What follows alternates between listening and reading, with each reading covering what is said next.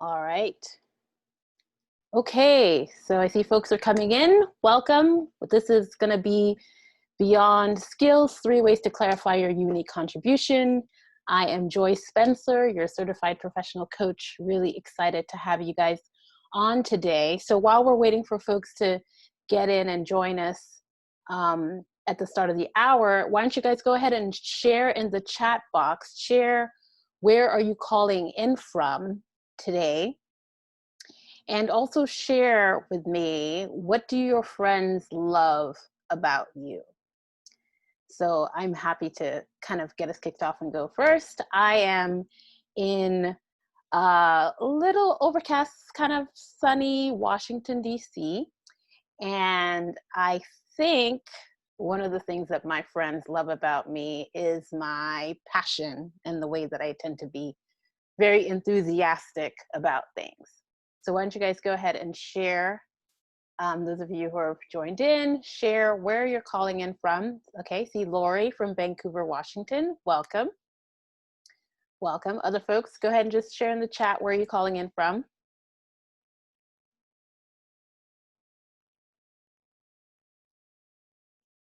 And Lori, what is it that your friends love about you? Go ahead and share that. You're loyal. I love that. I love it. Welcome. All right, rest of you guys, don't be shy. David, how about yourself? Sunny London. Oh, wow. It's sunny in London? Okay, sorry.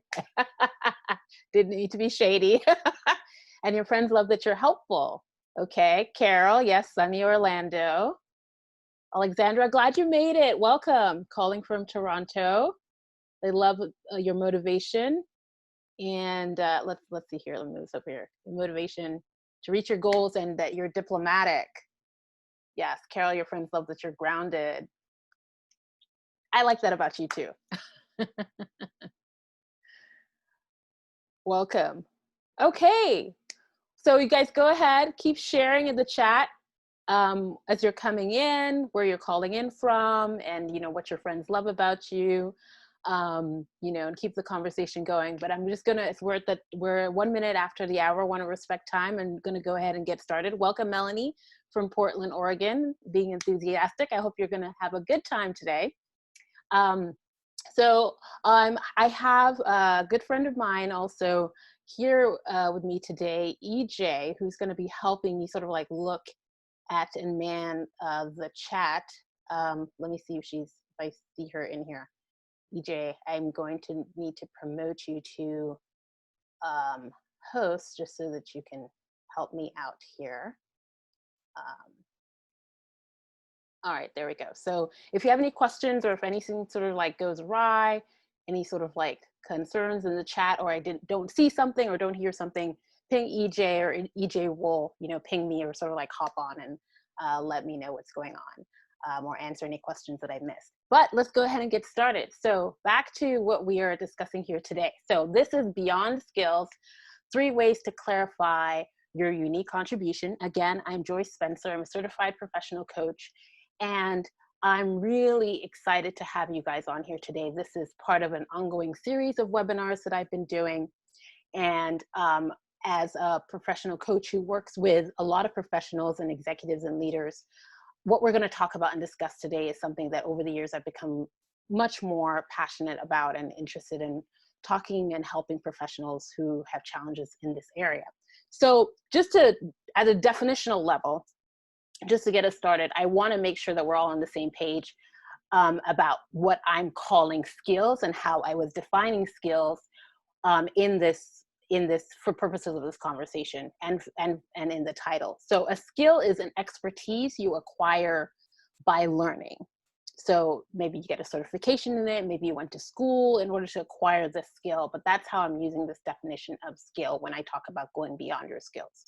So with that in mind, why don't you guys go ahead and share in the chat. I want to make sure we're all in the right place, and going to get what you need out of today's conversation. But share in the chat, which one of these sort of resonate or seem to apply to you. I have a clear sense of the skills that I bring to the table. Remember, that's the definition. The definition being, you know, things that you, expertise that you acquire by learning. Or B, I'm struggling to identify and communicate my skills. So go ahead and just share in the chat, just either by writing A or B, what it is that you sort of feel is where you sort of like stand right now. So, okay, I'm seeing quite a, Majority, oh, go ahead, EJ. sorry, Yep. I'm seeing a majority of A's, a couple of B's. Mm-hmm. Um, yeah, seems like it's a majority of people are saying A's. I'll read out a couple. Sure. This is Laura Lash, is A. I know what my skills are, but sometimes I still struggle to communicate. Teresa is saying that she's somewhere in the middle. Mm-hmm. Makes sense. Yeah, I think some people are saying, yeah, A, but struggle to communicate as well. Let me see if I can read some B's. Okay, Effa is saying she's both A and B, and Pauline is saying she's somewhere in the middle. Okay.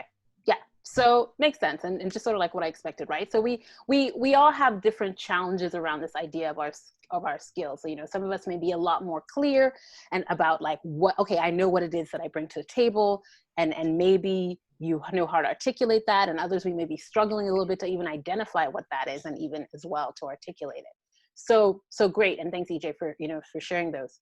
So what what everyone to know and keep in mind for purpose of this conversation is that your skills alone are not going to set you apart. That's why we're talking about going beyond your skills. When you think about your work, when you think about where you want to go in your career, a lot of us spend a lot of times trying to get additional certifications or thinking about going back to school. But our skills alone, your skills alone are not what's going to set you apart. You know, and so just to give you a little bit of context of this conversation and why I do what I do, I mentioned I'm a coach. Just so you know where I'm coming from in this conversation about pushing you beyond your skills, I really truly and firmly believe that we are all born creators, and that our role and purpose here on earth is to discover, express, and offer our gifts and service. So you'll hear that throughout this conversation, me sort of bringing up and challenge you to think about your gifts, what they are, how do you express them, and how do you offer them in service. Because I really believe that ultimately what you want to figure out how to do, and my mantra is to create and serve. And I'm on a mission to help professionals like you to create with your gifts, offer them in service to the world, because I believe that our work is so much bigger than just your job or your career that you have at this particular point in time, or your next job or your next career. And so that's why your skills alone aren't going to set you apart, because we tend to use our skills to go from job to job, career to career, and there's so much more and of work that we have to do that's beyond that. So what are we going to do today? So today we're going to, as I promised, look at 3 different ways to look beyond your skills, those expertise that you've acquired in work, in order to clarify what your unique contribution is. And because I'm nice, I'm going to give a bonus way that you can do this as well. And then Efwa, who's on the call, is going to be, we're going to go through a coaching debrief. One of the approaches and ways that I will share, I had a coaching session with her and walked her through it. And so we're going to talk a little bit, I'm going to bring her on, we're going to talk a little bit about what that experience was like for her, and sort of like what she got out of it and how that helped her to clarify her unique contribution more. So, and if you're interested in staying to the end, I'm going to have more information about a way that you can work with me in a more one-on-one personalized way to help you dig a little bit deeper than what we're doing today in order to clarify your unique contribution. So we're going to go ahead and get started. So this particular webinar is part of an overall broader framework, which I have, the CREATE framework, and it's the 3rd webinar in a series that I've been doing. And so for those who've been on the earlier webinars, you know what this framework is and what it looks like. But for those who this is the first time that you're seeing this, I'm going to sort of like share what this framework is. So the CREATE framework is a signature process that I have to support professionals in moving from a mindset and a way of operating in work where they're focused on being productive and being efficient and effective, which I feel is really at the root of our dissatisfaction in work, towards thinking about into another orientation of being creator orientation. So moving away from just trying to be productive and knock things and tasks out, but taking a step back and thinking about how can I operate in this sort of like creator and create space. So this framework is a way to do that. And so today we'll be going deeper into the first frame, which is clarifying your unique contribution. So that's the first frame. The last webinar was actually the second frame, which was about reframing your environment. Sort of like going beyond time management and all the different ways and the different environments that you need to be invested in and supporting yourself in order to be able to create more in this world and in this space. The third frame is express your gifts for yourself, then activate your gifts for others, track, get feedback, and reflect on your offerings. And then finally, evolve beyond what you learn and create. So all these 6 steps sort of like make up the entire create framework to move you from just being focused on being productive to being someone who creates, stands out in your place of work. So we're gonna go deeper into the first frame, which is what this entire webinar is about today, how to clarify your unique contribution. So I wanna tell you a quick story. Like I've changed the names to protect the innocent, but I think this is a great example of sort of what I want to talk about today. So I know 2 professionals who are quite experienced in their field. So Rachel is someone who I've watched and observed for many years. She's been in a profession where she's been working for about 20 years. She's skilled. She's really good at what she does. Every couple of years, she goes back to get additional certifications. She's highly valued in the work and the place and what she does. But her challenge and her struggle as of late is that she kind of has felt stuck. She feels like she's sort of like not getting any further. She's kind of like, she's a little bit in a rut. So her solution as of late has been to talk about, okay, well, maybe I need to switch careers. Maybe I need to go back to school. Maybe I need to have, sort of like figure out something else. And so, if you guys can identify with this, sort of like share in the chat, like, have any of you guys have this sort of experience in your career where you feel like you're learning more, you're acquiring more skills and certifications, but every so often you just keep getting stuck in a rut every couple of years and feel like you have to go back to school or for another certification in order to make yourself stand out. So that's Rachel. And so another person who I know and I've watched and in amazement, their career and trajectory is John, not his real name. And John is someone who, he works in a field that requires him to get a lot of grant funding. He's in the nonprofit space. But what's interesting about John is that he seems to manage to get money and funding from new funders all the time to work in areas that are sort of pivots from where he typically works. And he's able to do this without having to do a lot of cajoling or convincing or even really proving that he needs to go back to get another certification or do something else.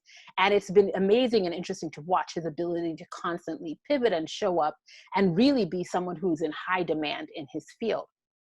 And so why I find his work and the way he operates so inspiring is it's always got me sort of thinking like, okay, what is the difference between him and someone like Rachel and how they work and how they operate? And so imagine that for yourselves, like imagine if you could show up in a way where you were experiencing work the way sort of like John does, where you're known far and wide, sort of like before you walk into the room, you sort of have a reputation for the value that you bring and also for your unique contributions. So just go ahead and share in the chat. I just want to get a sense of like some of the thoughts and feelings that you guys think you would have if this was you were known in your field or around the world for the value that you bring. What would it feel like to walk into a room and for folks to be like, oh, I know you and you're this person and you bring this particular thing to the table, and for folks to be excited about that? Just go ahead and share in the chat. With Laura, I see powerful. Yes, that's a great word. What are the words? Just go ahead and just share some words of how that might feel for you guys in the chat. Okay. Oh. Feel seen. Okay. Feel seen. Amazing. Freedom. Powerful. Respected. Relieved. Mm-hmm. Because I one. wouldn't have to start from scratch. Yes. Mm-hmm. I would like to feel willing to share more knowledge. Purposeful. Valued. Flexible. Calm, that I've arrived, not boxed in. I love that. These are great. These are great words. Yeah, I get it. I love, and I identify, right? And for me, my word, and I love that word, I don't remember who said it, powerful, but that's also my word as well, to feel like you could walk into a space and just be like known for your thing and known for you and how you show up, and that be a powerful experience. So yeah, great words. So I want, Powerful from Laura. yeah, powerful from Laura. Thank you so much, Laura. So I want you guys to keep your word in mind, and just think about that as we're going through this conversation, and as you're thinking about what you want at the end of the day and how you want to feel, because that's going to be important to support you and guide you through. So reminder again, your skills alone don't set you apart. Your skills are not what are going to give you and get you to a place where you're showing up in a room and feeling that. Your skills are important, but alone they're not going to be able to do that for you, because it's your unique contribution that's going to set you apart. And we're going to talk more about that and what that specifically is, right? Because that's the question of the day. Okay, I'm talking about unique contribution. So how can I know what my unique contribution is? So let's get started on like the first way, and a first important way. And this is really an important process. If you haven't started on this journey, I would immediately do it today. Assessments. So the thing about assessments is they are your part of this equation. There's going to be another part that involves other people. But the powerful thing about assessments is that they are obviously self-reported. And there are many and tons and lots of assessments out there, and I'll share some of them that you can use here. But the important thing about assessments is that they begin to paint a bit of a picture of you and how you show up, and specifically what your strengths are.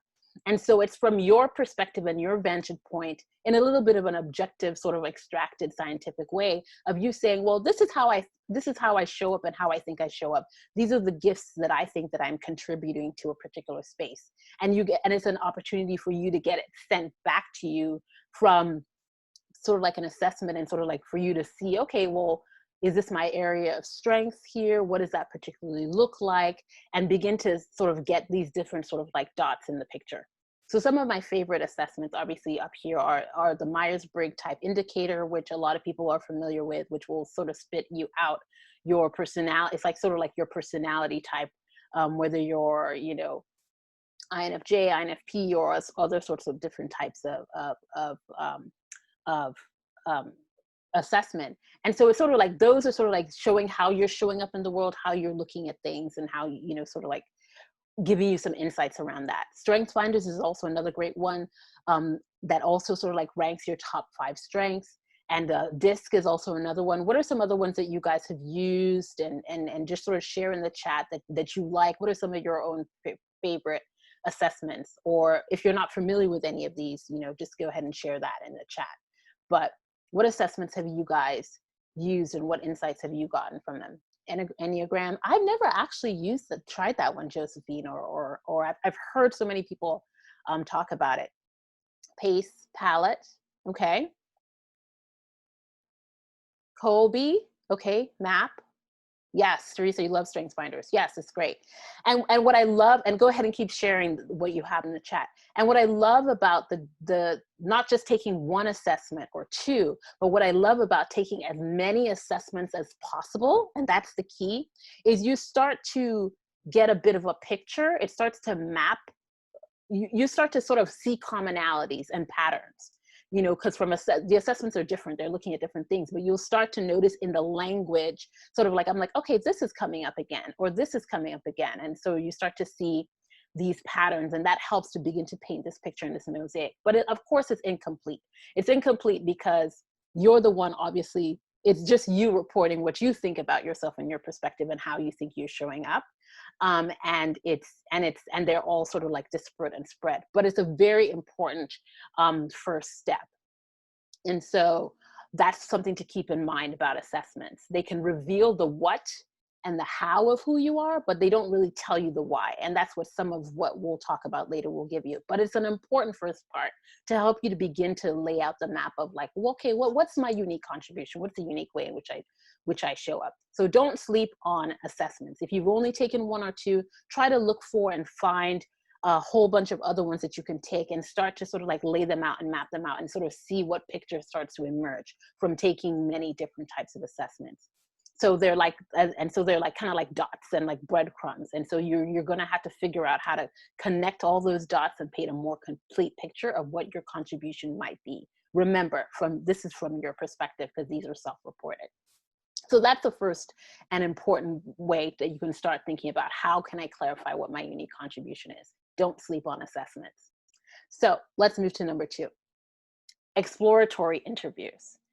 You really want, well, let me explain what an exploratory interview is. It's just simply going to 5 or 10 work colleagues, present and former, friends, people in your life and in your community, people who you both work with or interact or engage with in a way that you feel like, okay, these people have had quite a bit of exposure to me and they might, know or have some insights into who I am and how I show up.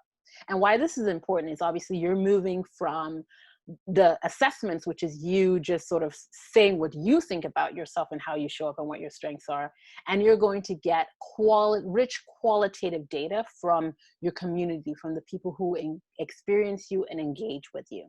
And so that's what an exploratory interview is. So there's some key questions to ask in an exploratory interview that are really going to help you dig deeper into what is your unique contribution.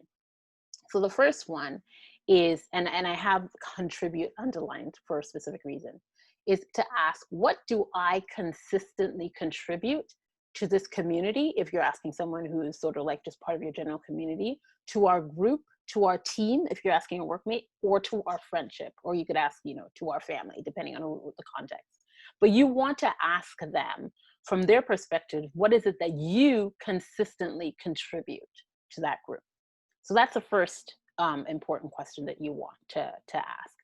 And then you also want to ask them, what thing or experience have you seen me create that you think was of great value? And everything in this question is very specific. You want to get tangible, you want them to give you a tangible response about specific things or experiences that you have created, or that you've initiated, or that type of thing. But that when they think about it, you have some sort of ownership around it, that you've created that they think was of great value. And just sort of like sit back and sort of like see their wheels turning for them and sort of like what they come up with. So that's another important question. And then the last and really important question is, when I'm not a part of something, whatever that is, whether you didn't show up for the family gathering or the friend gathering, whatever it is, when I'm not a part of something, what do you think gets lost? It's sort of like the reverse of some of these earlier questions, but it's sort of like you're just trying to like capture any lost parts or any lost pieces. And I see a question from Sawita about, how do you define experience? It's it's everything else that's not a thing. So when I say thing, it's like, that's to capture anything that's actually almost physical and tangible that you can put your hand to. And then experience would be those intangible things. So if you create events, or you bring people together, or I don't know, if you wrote a book, I would say that would be a thing. But if you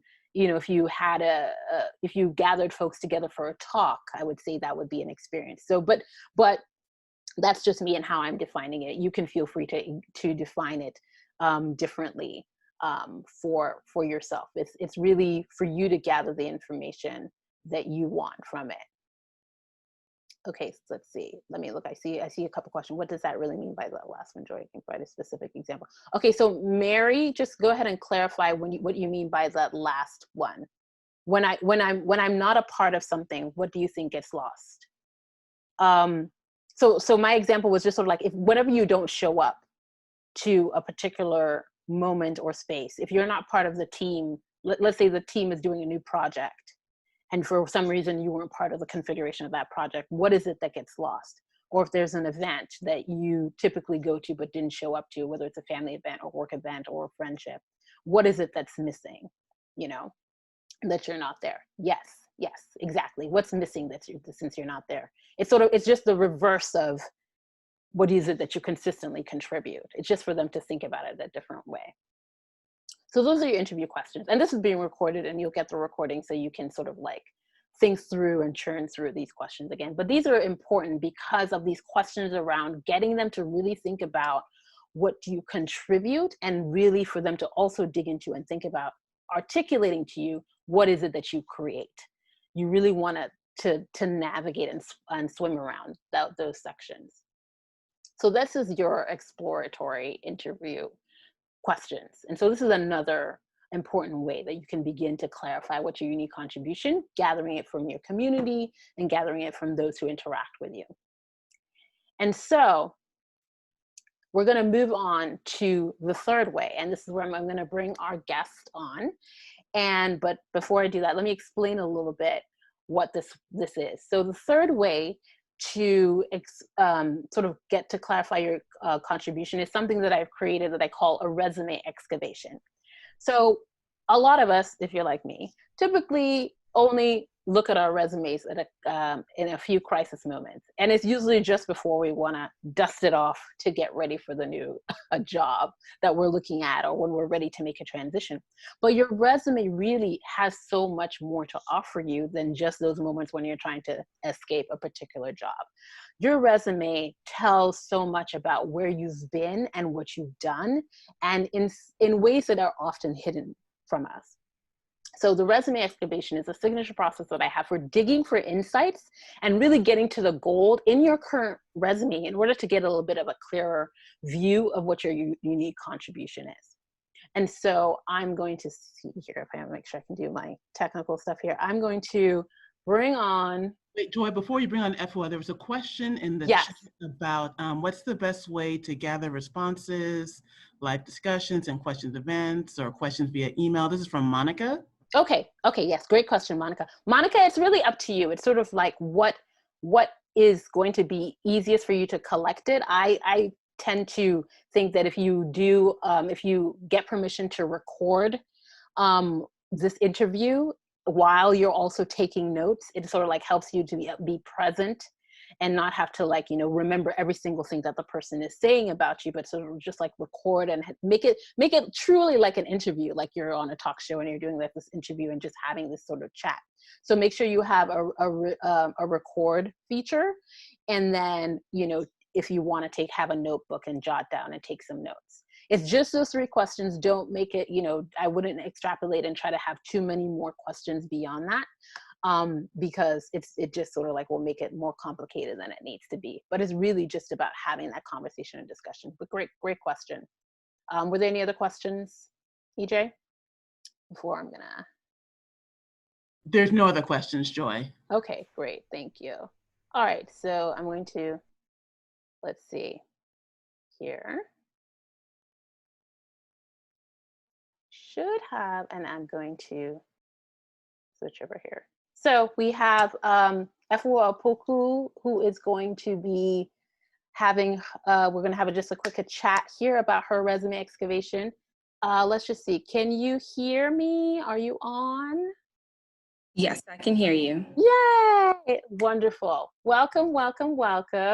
Hi. Okay, let's see. I think we have you on here. Are we going to see you here in a second? Oh, there we go. So I can't do video. Okay, no problem. All right. You have to change it on your end. Oh, I have to change it on my end? Okay, technical issues here.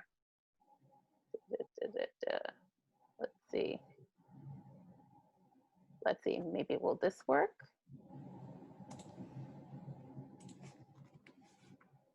Let's see. Yes. Ah, hi. Hi, everyone.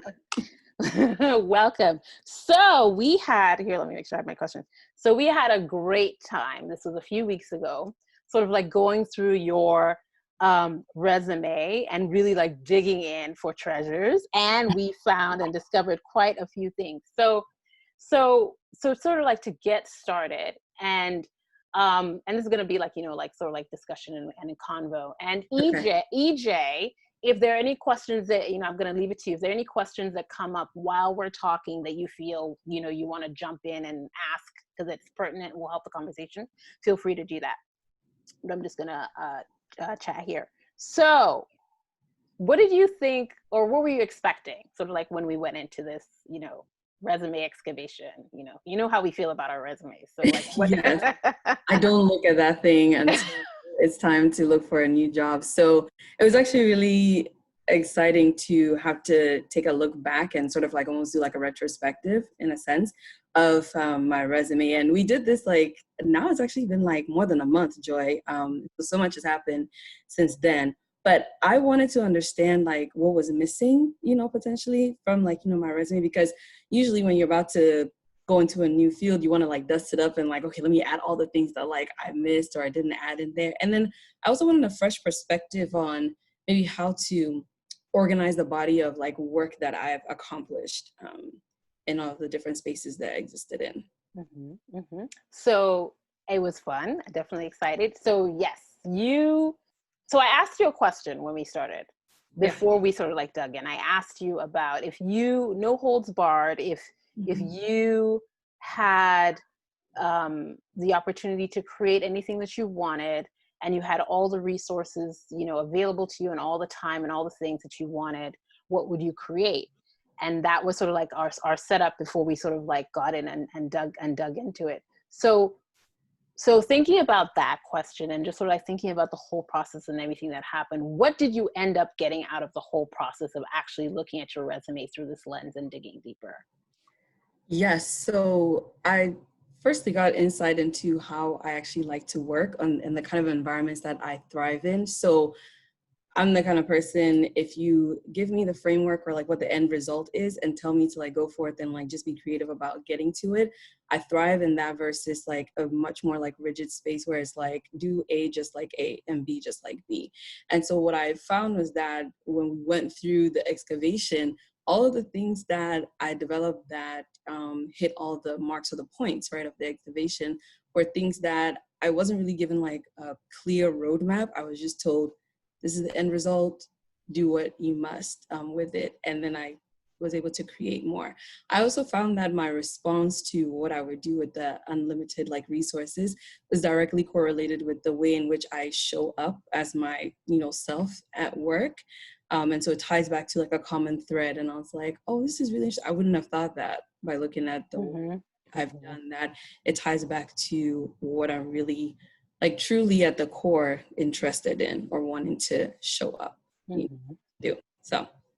So one of the things that we all tend to do with our resumes is we want to stuff them with every single thing that we've ever done, because we're like, I did this thing, and so it has to show up on my resume. Yeah. But one of the questions that I asked you was to really look through your resume and make a mark on the things that, regardless of whether it was successful, regardless of whether anyone else liked it, what were the things that you were like, I never, ever, ever want to do this again? Because I firmly believe that whatever you keep putting on your resume, people, if someone wants that and they're like, oh, look, you do this thing. If you didn't take it off your resume, someone's going to ask you to do it, and that's going to be a problem. So what insights did you get from us looking at your resume in that way and actually articulating for you the things that you were like, I'm done with this? Yeah, I realized that the things that I didn't want to do were also things that my organization like saw as like success. But I'm like, no, but I don't really want to do that. And so then it made me rethink, well, what should I put on like my resume going forward that actually speaks to the things that I truly would want to engage in again, versus like having to be drawn back into the things that like I absolutely like thought was maybe a waste of my time. Job, and it didn't really allow me to be creative as I would like to be. So, values alignment is important. Yes. Word. Yeah. So what's happened to those things now that we actually identified them and articulated? I don't know if you tinkered with your resume, but what's happened to those things? So while I have not like removed them in my current job, where I actually have things under my role that I'm like, I don't want to do them again because it's a reflection of some of the things from before, I've started to advocate for myself and speak up about the things that I would like to spend more of my time on, and the other things that I just need to fall off my plate. In fact, I even had a meeting before this call. I called the meeting to have a conversation about like, what is it going to look like for me to actually thrive in this role, instead of being like delegated certain things that I'm like, this does not allow me to contribute my full self. So it was very interesting to have that conversation, because through that, I started to hear things or feedback or like praise that I don't even actually hear on a daily basis. But I started to glean like what value I'm actually bringing, and those things do not tie directly to some of the other things that they're making me do. So advocating for myself was like a product of going through this excavation, because I don't typically do that for myself. Mm-hmm. Good. And I'm glad to hear that. That's powerful, because there's so many things that we just do them because it's like, oh yeah, this is in my job description, or it's on my resume. I guess the things that I do, and we don't actually engage and sort of think, okay, does this really meet at the intersection of the things that I love to do and the things that, are well received, but that I also love them. Like it's like, I don't believe that just because you're good at something, you should like fill your plate with that, because at some point you're going to burn out. So good for you for advocating for yourself and getting that pulled out. So question about that first question about like, what is it that you want to create? What did you see in your resume that was surprising about what you tend to love to create? Yeah. Community building. I would not have thought that like that was like a thing for me, but I realized like that's like a common thread in like the positions that I've had where I really like thrived when we did the excavation. I'm like, oh, building community. In StrengthsFinder, like my empathy, harmony, connectedness, right? It's all tying back to those very things, and ties back to my story of like what I would like to do if I had unlimited resources. It ties back to that. And I didn't think that that's like what I'm like truly actually doing when I enter these spaces that I exist in, that I'm actually like building community, to the point where like when I leave, I'm still in community with like my ex-coworkers, and we still, have conversations or meet for coffee, tea, whatever. Well, this is before COVID, but right. But now we're like in virtual playgrounds. Yeah. So, yeah. So there's like a consistent way that you tend to show up, and a consistent sort of like your own contribution that you tend to make, regardless of what the role is, and looking at it for the thread. Yeah. Yeah, regardless. I tend to like to pay attention to who's on my team, their strengths, and understand like how we can work in harmony. And like I do things to move us in that direction without being told or prompted to do so. Just do that naturally. So what has this meant for you now? You hinted a little bit, but for your sense of, okay, now that it seems like you're starting to get more clarity on like, okay, this is what's unique about me and what I do, my unique contribution. And so how is this impacting how you're going to be working going forward? Yeah, so at number one, the advocacy piece, because I wouldn't speak up about like, how I'm like spending my time. Secondly, also like investing in myself professionally, and taking like courses or things that actually like tie back to my goal and where I want to go, what I want to do. And so my work now looks like different from when I started, and I'm like about to be 2 years in, and this has been very different, a very transformative way to look at it versus when I started out. So going forward, I think I'm gonna like play a lot more with like, what my unique contribution is. Like while I don't have it all like spelled out and like, crossed off, I think that that's like the journey that I'm on. And it's also part of like, one of my like gifts is just being adaptable and then like kind of figuring things as I go. So I'm comfortable with that, or much more comfortable with that as well. So it gave me like really good insights, and confirmed or affirmed like things that I knew to be true, but I just didn't necessarily like use the language or like have the words to, Yeah. But it was definitely fun doing it. It was. And it was fun. I couldn't do it by myself. I had to do it with someone. Like, so, yeah. And when I was doing it with you, like, the interesting thing is, like, as I, like, read through and you asked me the questions, the prompts, I'm like, I looked at some of those things and I had, like, reactions to them, either, like, happiness, like, excitement, or, like, no, like, why did I do that? Yeah. And why is this resume? So yeah. And we typically don't examine them. It's just like, oh yeah, I did that thing. It should be on my resume. We don't we don't examine. Okay, like, okay, yes, I did it, but do I want to continue doing it? And what are the things that I want to start doing more of that? And what is like my own unique thing that I want to bring to the table and be? So I love that you're advocating for yourself and being proactive. Yeah. That's exactly the point. You have to be willing to sort of like push your work forward, the one that you want to do. So thank you so much for Thank you, that. Joy. Don't run away. Oh, okay. I want to give folks a chance if the folks had any questions for my guest about her insights and how she's using her insights.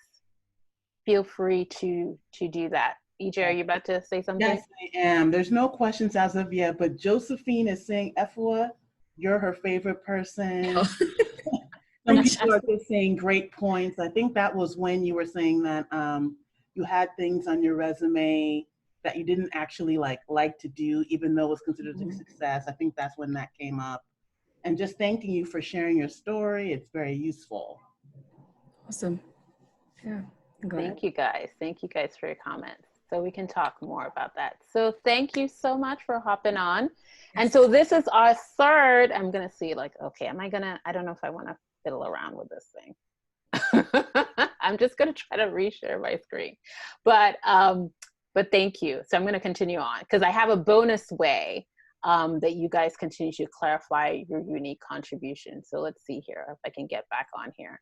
Okay, so let me do this. Hopefully everyone can still see the screen. Let's back on here.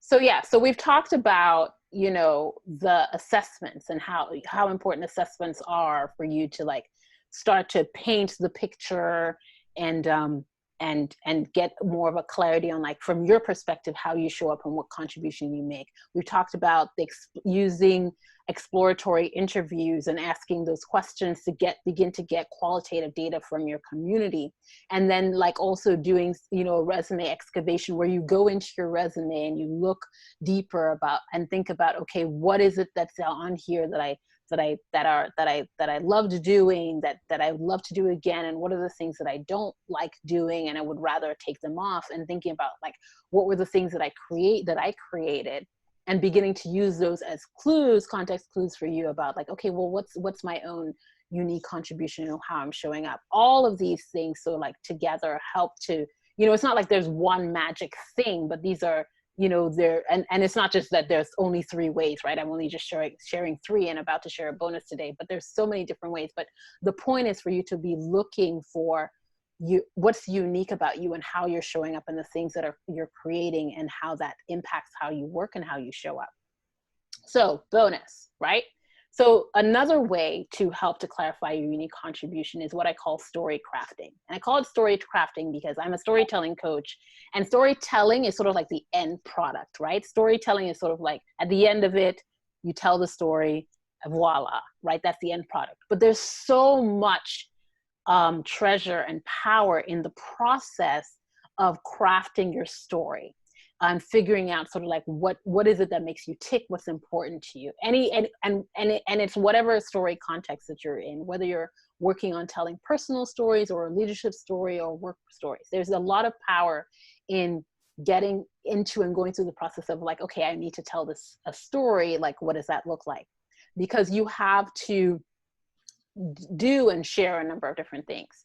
So a lot of times when you're doing story crafting, you're getting to the why behind what I do, right? And that's always an important part of your work and your journey to really get to understanding what your unique contribution is. Because a lot of times it's really those deep values-based, big idea, vision things that are unique about you and that end up fueling those contributions that you make. And anyone who knows me knows that I am a fan of Simon Sinek, and I'm always, you know, he owes me a lot of money because I've recommended his Start With Why book like so many times. So things that are going to help you to think about like why, what's my why? And so a process about whenever you're going through a storytelling practice or process, you're going to dig into this type of thing, and that's going to like be noodling around the circle around like understanding what your unique contribution is.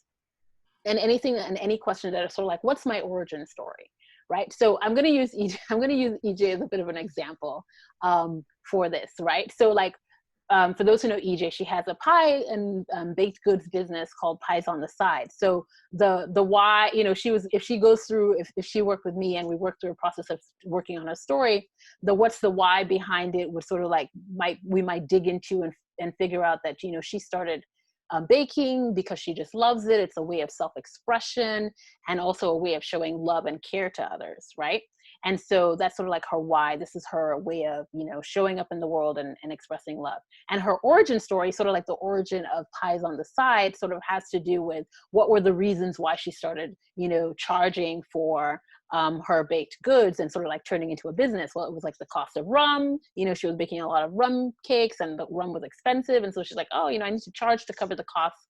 And that sort of precipitated into her having this business. So all those things, could help us sort of think about like, okay, this is, her unique thing and her unique contribution.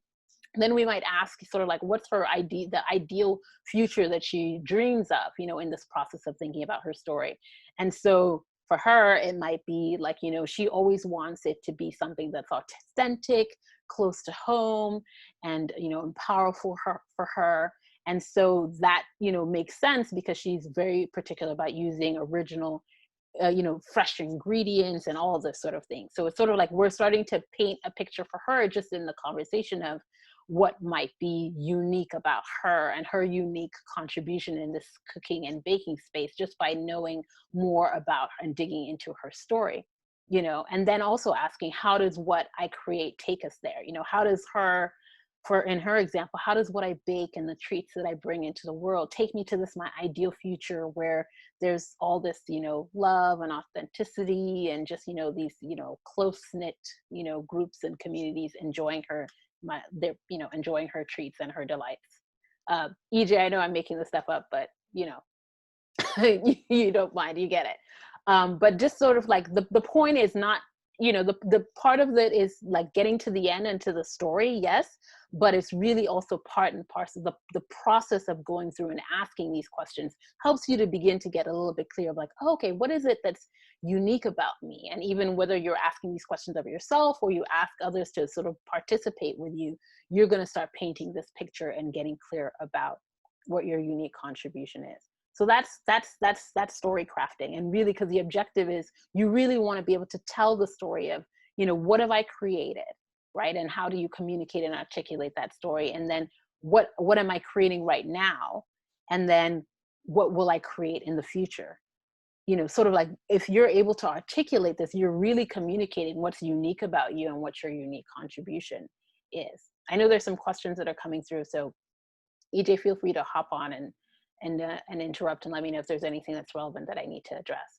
So these are sort of like all the different ways of beginning to dig deeper and get clear about what your unique contribution is. And just to summarize and reemphasize, this is all to push you beyond thinking about, okay, I'm just going to show up, in a room or talk about what's on my resume. I went to this school, I have this certification, these are my skills. That's not the only thing that's going to set you apart. Like really knowing like the deeper ways in which you work that an assessment would bring out for you, or knowing, some of the things that people in your community say that you've created and that's your unique contribution is going to help set you apart and get you clearer on that. Knowing, what are the treasures that are in your resume to pull that through, or even going through a process of telling your story to be able to communicate that. All this is going to set you apart because it's your unique contribution that sets you apart, right? Obviously. And if you haven't picked it up, I've been leaving breadcrumbs through this whole conversation. Your unique contribution really is what you create, right? That's the big thing. Whatever it is that you create or have created up until this point, that is your unique contribution. So whether it's in a current role where you're creating and not just merely sort of like, churning out, the usual, but really thinking and getting creative and bringing forth something new, a new thing or experience, that's your unique contribution. That's going to set you apart. Or even if you look at your resume and look specifically for the things and initiatives that you started and that you created, those are all of those things. That's your unique contribution. And whatever it is that you're imagining into the future that you want to create, that's your unique contribution. Your unique contribution is never going to be something that's cookie cutter that someone else has come up with and told you to do. It's always going to be something that's self-initiated and that's new and that emanates from you and you bringing your skills together and showing up in your fullness. That's what's going to set you apart. And those are the stories that you need to tell. Those are the things that you need to highlight in your resume, and try to decrease mention of the other things that you don't want to be engaged in going forward, or that you didn't create and initiate yourself. So that's really the thing. Joy, there's a question from Yes. Teresa. Yes. Would you recommend going through these exercises in a professional context, volunteer context, hobbies, or altogether holistically? Okay, so which exercises is she? Oh, so all the just to clarify, Teresa, do you mean like the assessments, the exploratory interview, and the resume excavation? Is that what you mean by these exercises? She's thinking storytelling specifically. Okay, I would do both, and I would do whatever sort of is most most resonates with you right now. So you could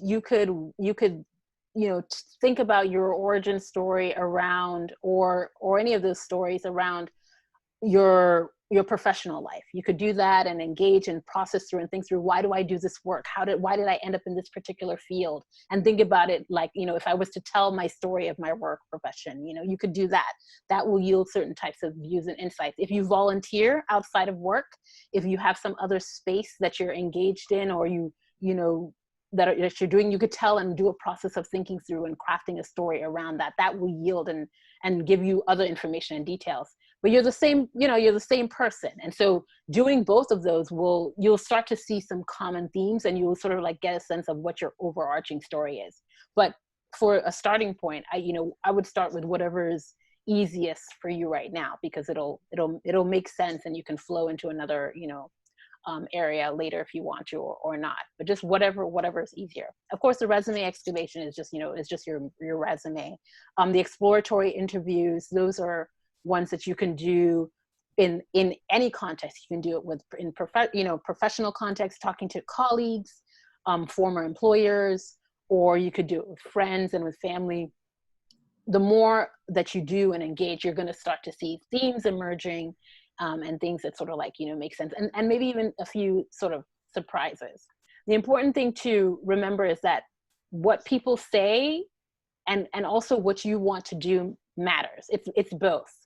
It's not the point of engaging with others is not to sort of say, okay, everyone loves this thing that I do, but I actually really hate it and I don't want to do it, but I still guess I have to do it. No, you're looking for that intersection. You're looking for where you love to engage and what you love to contribute and give and put forth into the world, and what others also love about you and like to receive. Excuse me. Any other questions? Make sense? There's no questions yet, Joy. Okay, so feel free to jump in and interrupt whenever. So this is what I want to leave you guys with, right? To know that this is where, obviously, to have your focus is on creating. What will you create? We often go into a workspace and we're like, okay, I'm here. What is it that they want me to do? How can I just like knock these things out? And I believe that attempt to just sort of like fit into the script, be productive, is what eventually gets people disengaged. That's what's eventually going to make you feel disengaged, because it's really just someone, sort of like trying to jump through someone else's hoops. But what's going to get you engaged and what's going to make you stand out and help you make your unique contribution is figuring out, what is it that I want to create in this space? What is it that I want to create at work here? What is it that I want to create in my community? What is it that I want to create with my work overall, right? That work that's bigger than job or career. Always having this question front and center of mind is going to help to reorient you in a setting and in an environment that always wants you to fit in and follow a particular script that's going to get you disengaged eventually. So always remember this question. It's like, what will I create? What is it that I want to put out into the world? Because that is your unique contribution at the end of the day. So I know I'd shared at the start that if folks were interested in going deeper into this, I'd had some ways that you could work with me. And so EJ, I think that you have the link. EJ is going to post the links that I have up here, but I'm doing 3 resume excavations, if folks are interested in July, the deadline to sign up is going to be June 30th. And if you sign up before June, what's it, June 20th, I'm missing my dates. If you sign up before Friday, you'll get a bonus story crafting session with me to work with you, to support you and help you on that. But we'll go deep into your resume. We'll take out all the juicy stuff and the treasures and figure out what your unique contribution is from that. But that's it from me. I wish you guys well. I hope this has been helpful for you guys to think about all the different ways in which you can start to clarify what your unique contribution is. But if you forget everything that I shared today, remember, what is it that I've created? What do I want to create? What do I want to create in the future? Because everything that I create is my unique contribution. That is what is going to set me apart. So if you forget everything else, just remember, just go forth to create and serve. Just create something. And that's it. So questions, any other questions for me? We have a couple more minutes. Joy, there's a question of, well, people are saying thank you. You're most welcome. What are the ways to bring our fuller selves to our workplaces? This is from Cynthia. Mm-hmm. Yes.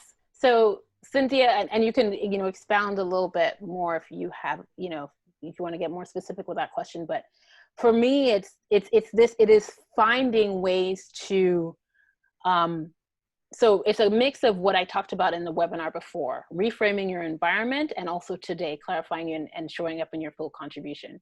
We really need to get a handle on how we're showing up in work. So what I talked about in the reframing your environment was about boundary management, energy management, priority management, and how important it is to take charge in managing what work you're getting, how you're doing it, and being proactive about what it is that you're offering and what you're good at. And so if you know what your unique contribution is, if you figured that out, if you know what you want to offer and what you want to create, when you're saying to your job, less of this thing, I want to have boundaries around this, you have something else to offer. You can say, and this is the great, amazing thing that I'm going to create and put in its place that fits me more, that's better, and that's going to be of a benefit, keep me engaged, and be a benefit both to you and to myself. I don't believe that you should just walk into a job and yes, you want to, play nice and all that, but for years and years, just sort of be there suffering under the weight of disengagement and boredom because you're not engaged in the work. No, like take action, be proactive, and offer what it is that you want to do. And if there's no room or space in that space, volunteer it somewhere else or create a side hustle or whatever. Do other things so that you're able to always be doing that bigger work that you have to do and bring to the table. But it's a negotiation, and it requires you participating and you pushing the bounds, creating some boundaries for yourself, setting some priorities, and speaking up, as FOS shared, advocating for yourself and pushing forth the work that you want to do. And from my experience and from the experience of many others that I know, it is possible to reshape and recraft your entire work experience and your entire job to something that works for you, even if when you came in, it was a completely different position. Joy, there's a question from Memuma. She's interested in knowing how to do the resume excavation herself. Okay, so as FOS said, it's best to do it with someone else, and this is something that I offer. But what you're doing with your resume excavation, as I shared, is you're looking for treasures in it, and you're looking for the things that you've created, and that's why I said it's back to what you've created. You're looking for the things that you've created that you want to continue creating, that excite you and keep you going forward. So that's what you're looking for in your resume to get. That's what you're digging for to get clarity around what your unique contribution is.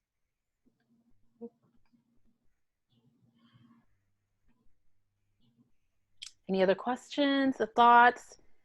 Just so you guys, so this was the third webinar in a series that I'm doing.